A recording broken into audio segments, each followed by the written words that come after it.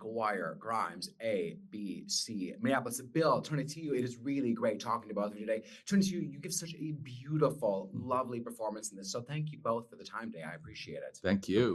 Good to see you. Yeah, good to see you both. Now, the story, Tonatiuh, the struggle to survive, feels incredibly relevant for today. This was written decades ago, though, but what resonates and just feels relevant to you now that you've kind of immersed yourself in the world of Molina so deeply? It's really funny. We've been showing this film now for a few months leading up to the premiere this weekend, and people share their stories with us. People are sharing the fact that they feel scared right now.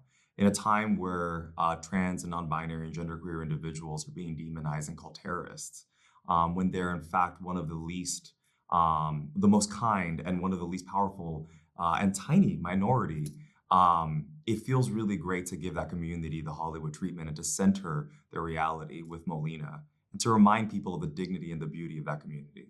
Absolutely. I love that response. And I love people sharing their stories. I think that's how we can have empathy for everyone, is sharing our stories. Absolutely. Yeah. Now, Bill, my husband and I saw Chicago and Cabaret on Broadway this summer, and we're just kind of reminded of the potency of Condon and Abbott, the power of their music and lyrics. So what continues to draw you to their work? Well, it is both the music and the lyrics, but I got to say Fred Ebb, he, I think, is Roxy Hart. He is Sally Bowles, and he is Molina. I got to know him when I was writing Chicago. He's somebody who lived for show business. And, didn't, I think he had a somewhat lonely life, frankly, but every bit of joy that he had was put into that, the celebration of what the transporting nature of show business. So I think that's why these shows endure. I mean, imagine Cabaret was written now 60 years ago, and it just never goes away.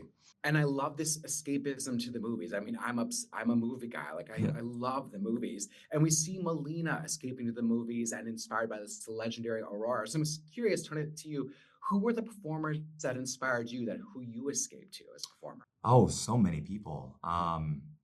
Naturally, like Gene Kelly was incredible, but then I look at the works of Ian McKellen. I look at the works of Meryl, Olivia de Havilland, Montgomery Clift.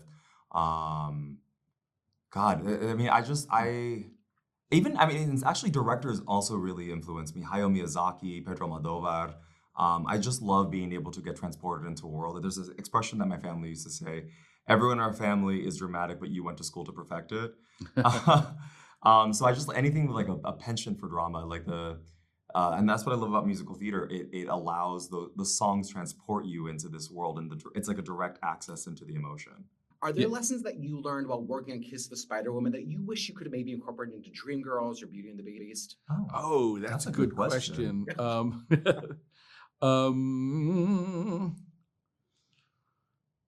It's a great question, but I think no. I think they really are different. And just because they're musicals, they're such different animals, honestly. And I think I was trying to do something very different with each one of those musicals. No!